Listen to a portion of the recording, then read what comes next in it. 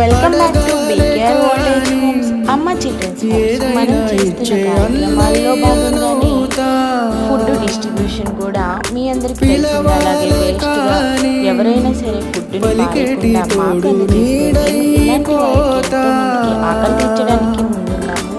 అలాగే ఇంకా మనకి యూజ్ కాని పనులు ఏమైనా కూడా ఇలాంటి వారికి ఇవ్వచ్చు. అలాగే మన తినే ప్రతినిధుల మీద మన పేరు రాసుకుంటుందని మన తాతలు పెద్దలు అందరూ కూడా పూర్వీకులు చెబుతూ ఉంటారు.